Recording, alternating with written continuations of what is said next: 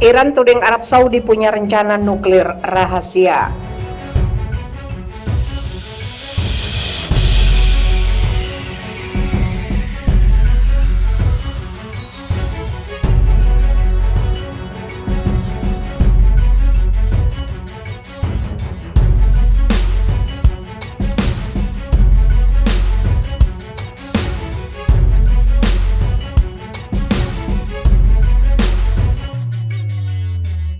Dua negara Timur Tengah yang telah lama bersaing, Iran dan Arab Saudi, kembali menemukan diri mereka dalam perselisihan di tengah upaya untuk memulihkan hubungan.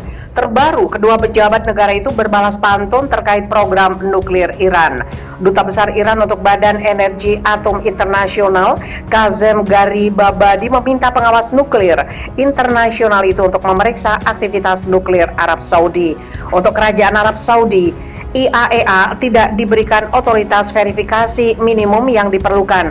Kegagalan untuk menerapkan perlindungan dengan membatalkan protokol jumlah kecil dapat memungkinkan mereka untuk menyembunyikan kegiatan nuklir tertentu tanpa mereka tunduk pada inspeksi IAEA. Tweet Garibabadi seperti dikutip dari Sputnik Sabtu 10 Juli. Sebelumnya, seorang pejabat Kementerian Luar Negeri Arab Saudi yang tidak disebutkan namanya mengungkapkan keprihatinan negara monarki di Teluk Arab itu atas program nuklir Iran. Program nuklir Republik Islam menimbulkan ancaman bagi keamanan regional.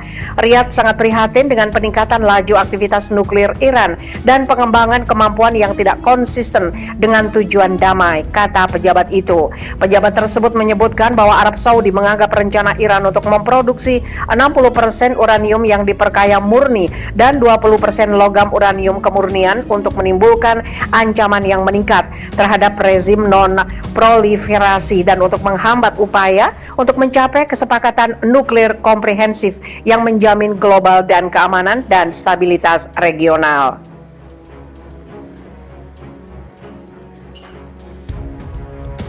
Iran memberitahu IAEA tentang rencana untuk memproduksi logam uranium yang diperkaya untuk reaktor penelitian di Teheran minggu ini. Dengan Garibabadi menunjukkan bahwa langkah itu akan secara substansial meningkatkan kemampuan Iran untuk memproduksi radiofarmasi dan menjadikan Republik Islam Iran salah satu negara terkemuka di bidang teknologi nuklir. Amerika Serikat dan sekutunya Inggris, Perancis, dan Jerman telah menyatakan keprihatinan atas rencana produksi logam uranium Iran, menunjukkan bahwa zat tersebut memiliki potensi aplikasi militer. Teheran telah menepis kekhawatiran ini, menunjukkan bahwa logam uranium adalah komponen untuk produksi silisida, bahan bakar nuklir canggih, dan mengingat bahwa itu tetap tidak terikat oleh ketentuan rencana aksi komprehensif bersama. Setelah Washington dengan keputusan sepihak untuk menarik diri dari perjanjian pada tahun 2018. Persyaratan perjanjian mencakup komitmen untuk memberikan bantuan kepada Iran untuk meningkatkan kualitas industri radiofarmasinya. Tetapi penandatanganan kesepakatan yang tersisa telah gagal memenuhi komitmen ini setelah penarikan Amerika Serikat dari perjanjian tersebut. Sementara itu, para pejabat Amerika Serikat telah berulang kali meyakinkan masyarakat internasional bahwa Washington tidak akan pernah membiarkan Arab Saudi menjadi negara senjata nuklir.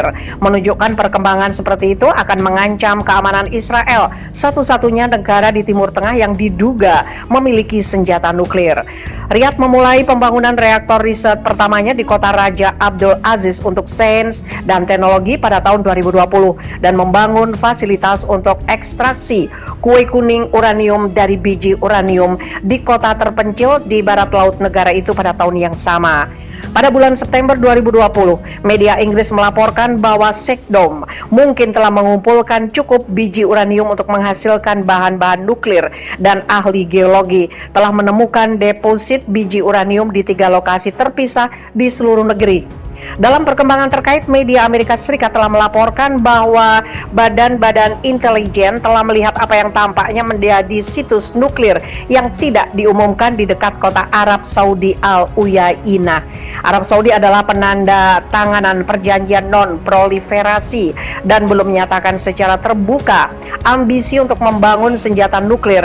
Namun pada 2018, Menteri Luar Negeri Arab Saudi Adel Al-Jubeir mengatakan kepada wartawan bahwa jika Iran diizinkan membangun nuklir, Riyadh akan melakukan segala yang mereka bisa untuk melakukan hal yang sama.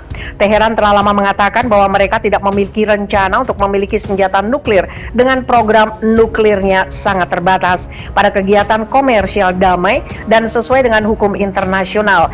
Negara itu menolak senjata pemusnah massal pada tahun 1980-an ketika selama perang Iran-Irak tahun 1980-1988. Negara itu menahan diri dari menggunakan persediaan senjata kimianya untuk membalas serangan kimia Irak terhadap tentara dan kota-kotanya. Iran kemudian menghancurkan senjata-senjata ini sebelum menandatangani konvensi senjata kimia pada pertengahan 1990-an. Komentar Gharibabadi tentang potensi kegiatan nuklir Arab Saudi bukan pertama kalinya. Diplomat Iran ini kerap mengkritik tetangga Iran dan masyarakat internasional atas dugaan standar ganda mereka terkait dengan masalah nuklir.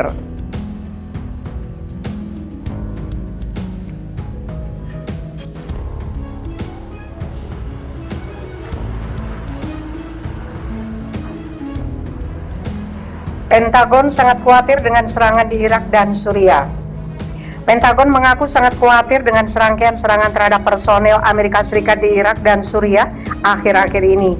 Para diplomat dan pasukan Amerika Serikat jadi target tembakan roket.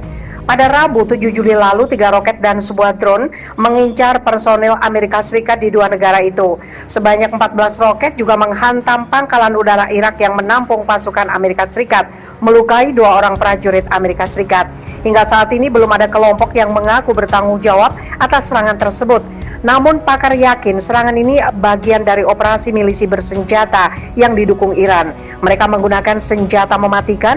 Saya tidak tahu Anda dapat menyebutnya selain ancaman serius, kata juru bicara Pentagon John Kirby Kamis 8 Juli. Milisi-milisi Irak yang bersekutu dengan Iran berjanji membalas serangan udara Amerika Serikat ke perbatasan Irak-Suriah yang menewaskan 4 orang anggotanya bulan lalu.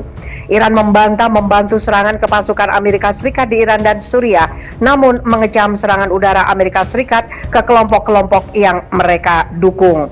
Perundingan tidak langsung antara Amerika Serikat dan Iran mengenai kesepakatan nuklir 2015 atau Joint Comprehensive Plan of Action masih mengalami kebuntuan. Belum ada jadwal pertemuan terbaru, sementara pertemuan terakhir digelar pada 20 Juni lalu.